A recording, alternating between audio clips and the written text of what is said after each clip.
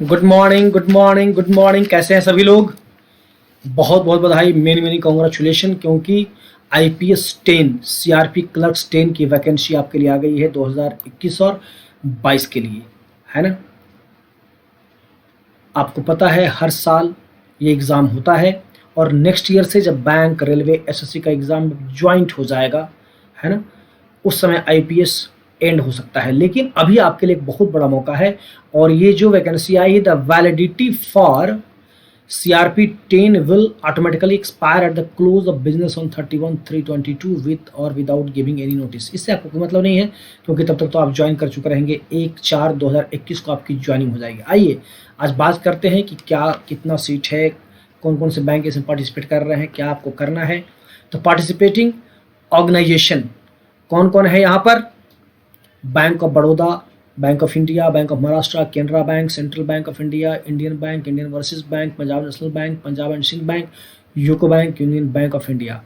बच्चों, यहाँ पर सीट अब आपके लिए, ऐसा किसी किसी को लग रहा होगा कि सर इस बार तो सीट बहुत कम आया है, सिर्फ 1500 के आसपास ही सीट आ पाया है, क्या होगा हम लोगों का। पिछले बार पीओ में जो वैकेंसी आई थी वो बहुत 1100 थी, लेकिन 1100 से बढ़कर वो वैकेंसी कितनी हो गई? करीब 1400-1500 हो गई। इसलिए अगर 1575 इस बार अप्रोक्स वैकेंसी आई है तो आप ये मान कर चले कि ये ज़रूर 2000, 3000, 4000, 5000 तक भी जा सकती है बच्चों।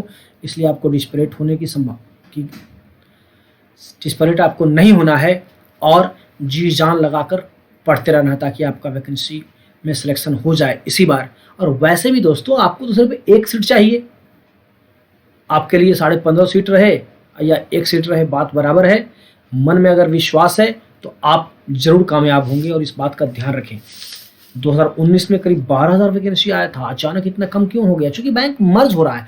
फिर भी मुझे पूरा विश्वास है कि वैकेंसी बढ़कर 4,000, 5,000 तक हो सकती है।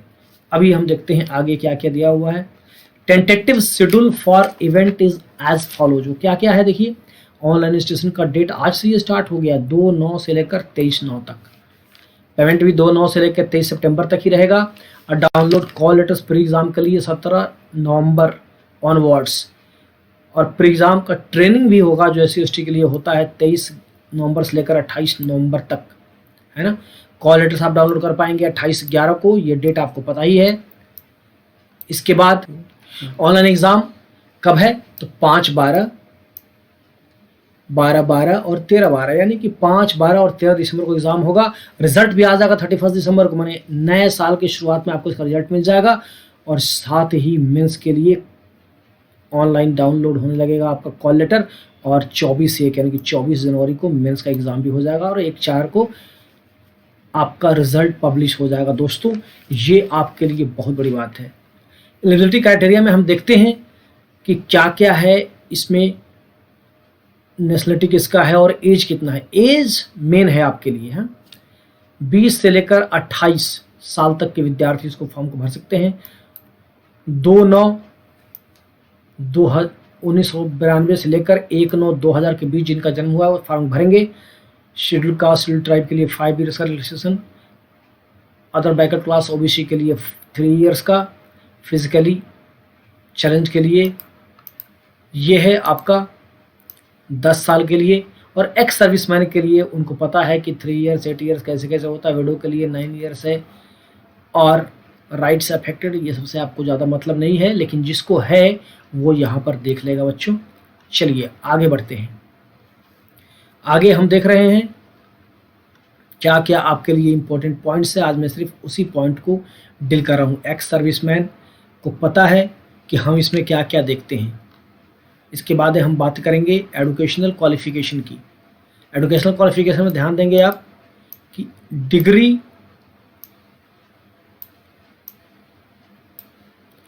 आपका ग्रेजुएशन का होना चाहिए। और यदि कोई बच्चा अगर एग्ज़ाम दिया है तो उसका भी रिज़ल्ट 23/9 तक आ जाना चाहिए। अगर 23 सितंबर तक उसका रिजल्ट आ जा रहा है तभी वो फॉर्म फिलअप कर सकता है, ठीक है। जब ज्वाइनिंग होगा उस समय अपना सर्टिफिकेट वो शो करेगा।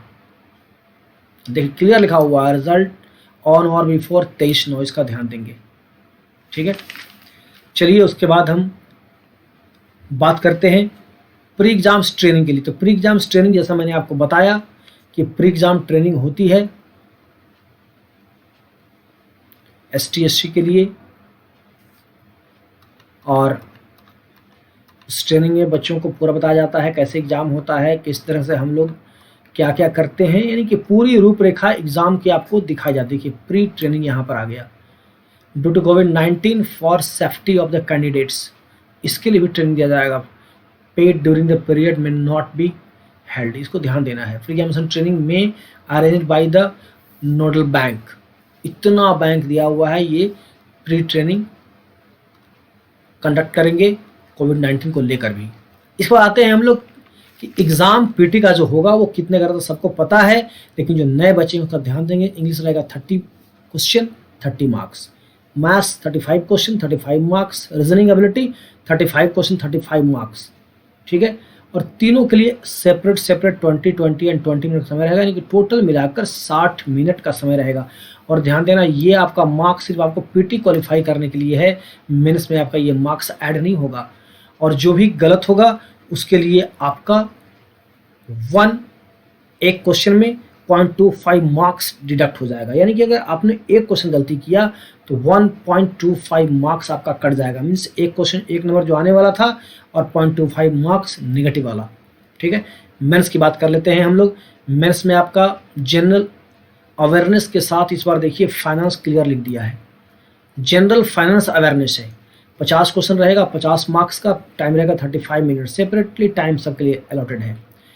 आपको इस बार ज़्यादा ध्यान देना है फाइनेंस अवेयरनेस के लिए। मैं सिलेबस और कट ऑफ लेकर जब आऊँगा तो वहाँ इसके बारे में डिटेल बात करूँगा। General English 40 question 40 marks, reasoning ability in computer 50 question 60 marks, means what, each question carry 1.2 marks. यहाँ ध्यान देना है, टाइम भी ज़्यादा है 45 मिनट, टाइम कितना है इसका 45 मिनट।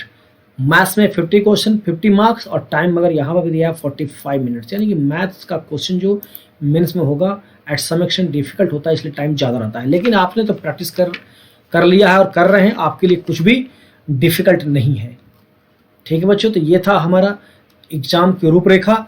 इसके बाद देखिए इस बार ये कोविड-19 को लेकर किस ढंग से, यहाँ पर एक बात यहाँ पर देख लिए, cut off score online main exam का जो कट ऑफ होगा ये आपका मेन एग्जाम का ही कट ऑफ कंसिडर किया जाएगा मेरिट के लिए। मैंने आपको इस बात को पहले ही बता दिया। फिर आपके लिए देखिए यहाँ पर जो मेन बातें आ रही है उसका थोड़ा ध्यान देंगे। Social distancing mode conduct of exam related instruction, इस बार कोविड के लिए आपको सोशल डिस्टेंसिंग का पालन करना है, उसके लिए क्या क्या लेके जाना है आप लोग यहाँ पर देख लीजिए। 15 मिनट पहले candidate should report 15 minutes before the reporting time indicated on call letter. Call letter में अगर 1 घंटा पहले बुलाया गया है तो उसके और 15 मिनट पहले आपको आना है। और क्या क्या लेके आना है, wearing mask is compulsory, gloves रखना है आपको, पर्सनल ट्रांसपेरेंट वाटर का बोतल ले जाना है, और साथ में आपको सैनिटाइजर भी 50 ml का रखना है। सिंपल पेन भी, एग्जाम रिलेटेड डॉक्यूमेंट्स आप रखेंगे, और कोई भी एक्स्ट्रा चीज़ आपके साथ नहीं रहेगा, ठीक है। आपको फ़ोटो ID स्टेपल रहेगा, ओरिजिनल ID, चाहे वो पासपोर्ट हो या बैंक का पासबुक हो या आपका ड्राइविंग लाइसेंस हो, इसका आपको ध्यान रखना है कि ये सब आपको ले जाना है आपका आइडेंटिटी के लिए, और इन सारी बातों का ध्यान रखना है। चलिए इसके बाद हम देखते हैं फ़ी कितना लगेगा। तो फ़ी पिछला बार वाला ही है, इस बार भी आपका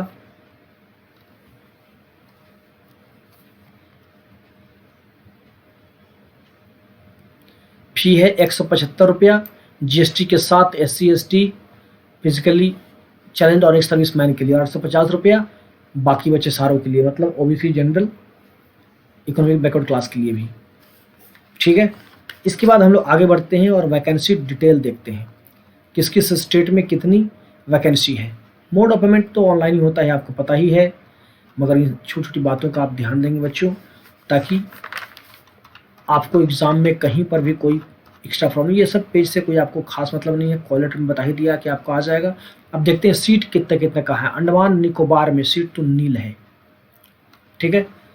आंध्र प्रदेश में मात्र 10 सीट है, अरुणाचल प्रदेश 1 सीट देख रहे हैं आप ना, Assam 16, Bihar 76, means SC 23, ST 0 है, OBC 9, EWS economically weaker section के लिए 8 और रिजर्व 36 और 76। चंडीगढ़ में हम देख रहे हैं ओनली 6 सीट है। छत्तीसगढ़ में अगर हम बात करें तो यहाँ पर 7 सीट है। दादर नगर हवेली में ओनली 4 सीट है। दिल्ली NCR में 67। ठीक है, ये आपको ध्यान रखना है कि दिल्ली में थोड़ा सा ज़्यादा सीट है अभी तक जितना स्टेट आया उसमें। गोवा में ओनली 17 सीट। गुजरात देखिए 100 पार है टोटल मिलाकर 119। जनरल का भी यहाँ 53 है, EWS का 30 और 31 है OBC का। हरियाणा में ओनली 35 सीट। हिमाचल प्रदेश में 40, जम्मू कश्मीर में ओनली 5, झारखंड में 55 सीट है। ठीक है ना, जनरल का 28, EWS 4, OBC 5, ST 13 और SC 5। इसलिए जो ST के कैंडिडेट हैं उनसे तो मैं रिक्वेस्ट करूंगा कि वो झारखंड ही फॉर्म फिलअप करें। ठीक है, कर्नाटका 29, केरला 32, ये बिहार झारखंड वाले काफ़ी दूर है। लद्दाख 0, लक्षद्वीप ओनली 2, मध्य प्रदेश 75। देखिए दिल्ली, झारखंड और 75 सीट यहाँ पर भी आ गया।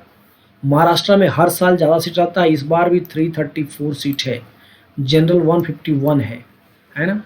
ये EWS है और ये आपका OBC है, ST है और SC है। यहाँ भी जा सकते हैं ST SC के student. Manipur only 2 seat, Meghalaya only 1 seat, Mizoram only 1 seat. देखो 7 सिस्टम में सीट बहुत कम है। Nagaland only 5 seat, Orissa 43, about 50 के आसपास है ये उड़ीसा में।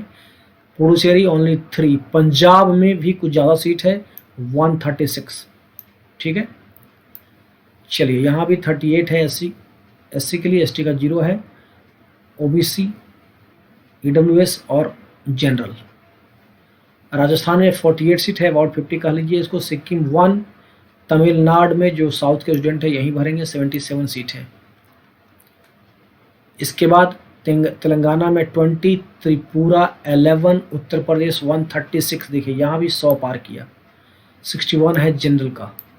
और आप देख रहे हैं Uttarakhand only 18, West Bengal 125। Means West Bengal में भी आपका 100 पार कर गया। उधर पंजाब में भी था और साथ में यूपी में भी था। ये सीट का डिटेल है। मैंने 100 सीट आपका वेस्ट बंगाल में, साथ ही साथ उत्तर प्रदेश में, और इधर गुजरात था और महाराष्ट्र। ठीक है, तो 2-4 स्टेट से आप फॉर्म भर सकते हैं। यहाँ पर आपको एक बात का ध्यान देना है, पंजाब में भी 100 ज़्यादा सीट है। आपको ये ध्यान देना है बच्चों कि कहीं ये आपके मन में नहीं आ जाए कि कहाँ फॉर्म भरें। आपको जहाँ स्टेबल लग रहा है, अपने घर के पास में अगर आप कंफर्टेबल फील करते हैं तो वहाँ से आप फॉर्म भर सकते हैं, या आप किसी स्टेट में जा सकते हैं। अगर आपको वहाँ का लैंग्वेज नहीं पता है तो आपको 2 बार मौका दिया जाता है और आप आसानी से लैंग्वेज सीख सकते हैं। इस बात का ध्यान रखें कि आप लैंग्वेज आसानी से सीख सकते हैं। ठीक है, इसलिए एकदम कॉन्फिडेंस होकर कि सीट तो बढ़ेगा ही और आपको सिर्फ 1 सीट लेना, आप क्वालिफाई करेंगे ही, ये पूरे विश्वास के साथ आप फॉर्म भरिए। और ये नहीं सोचना है कि सीट बहुत कम है तो मेरा क्या होगा, 1 सीट लेकर और साइड हो जाइए। मैंने PO वाला एग्जाम्पल दिया, 11 सीट था जो कि बाद में बढ़ गया, तो यहाँ पर भी करीब 15.5 सीट है, ये बढ़ जाएगा। और आप देख रहे हैं कि टॉप बैंक जो है bank of Baroda, Canara bank, Indian bank और PNB ने अभी तक रिपोर्ट भी नहीं दिया है कि कितना वहाँ उसमें सीट है। इसलिए मुझे पूरा विश्वास है कि यहाँ पर सीट बढ़ना ही है। बहुत से बच्चों का ज्वाइनिंग नहीं आया है, वो क्लर्क क्वालिफाई किए हैं, PO क्वालिफाई किए हैं, तो अगर वो PO में चल जाएंगे तो ऐसे भी सीट बढ़ जाएगा। ये बहुत सा कारण है कि जहाँ सीट बढ़ने की संभावना है। आप लोग सिर्फ मन लगा पढ़ाई करें और निश्चित सफलता के लिए जिस तरह का गाइडेंस मैं आपको दे रहा हूँ बीच बीच उसको फॉलो करें, क्योंकि अबाउट 11,000 स्टूडेंट हमारे क्वालिफाई किए हैं। अब आपका नंबर है। ठीक है, NSC ऑनलाइन क्लास में, अनअकैडमी में मैं पढ़ा रहा हूँ। आप मुझे हर जगह फॉलो करें विश्वास के साथ। ठीक है, आप कहते हैं ना, जगा ले अपने आप को, अपनी किस्मत बदल ले। जगा ले अपने आप को, अपनी किस्मत बदल ले। सही वक्त है, निश्चय कर, अपने लक्ष्य की ओर चल दे। बच्चों यही मौका है।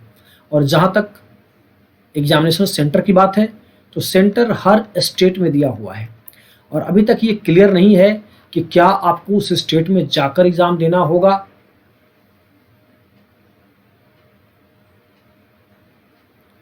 लेकिन इस कोविड को देखते हुए जहां तक मैं गेस कर पा रहा हूं कि आपका सेंटर आपके अपने स्टेट में ही हो जाएगा, चाहे आप कहीं फॉर्म भरेंगे। मुझे पूरा उम्मीद है कि जिस तरह से एसबीआई एग्ज़ाम लेता है, आप भी एग्ज़ाम को अपने ही स्टेट में एग्ज़ाम दे पाएंगे। और इसके बाद बहुत सा इन्फॉर्मेशन यहाँ पर दिया हुआ है किस किस तरह से आप सर्टिफिकेट बनाएंगे, सेल्फ डिक्लेरेशन करेंगे। बच्चों इसको भी आप देख लेंगे, ओबीसी का सर्टिफिकेट, फिजिकल चैलेंज का सर्टिफिकेट, विजुअल इम्पेयर का सर्टिफिकेट, ये सारा सर्टिफिकेट कैसे बनता है ये आपको देख लेना। ये सारा चीज़ दिखाई दे रहा है। किसी पूछने की कोई ज़रूरत नहीं है। आप फॉर्म भरते हैं, फ़ोटो का स्कैन करते हैं, सिग्नेचर स्कैन करते हैं, पासपोर्ट साइज़ का फ़ोटो लेते हैं और फॉर्म को भरते हैं। ये हमेशा का प्रोसेस है, इसको भरें। अगले वीडियो में मैं आपके साथ शेयर करूंगा कि सिलेबस इसका क्या होगा, कट ऑफ क्या होगा और कैसे क्वालिफाई करेंगे। ठीक है, चलिए आज के लिए इतना ही, फिर मिलते हैं अगले वीडियो में। तब तक के लिए आपका बहुत बहुत धन्यवाद। Thank you very much.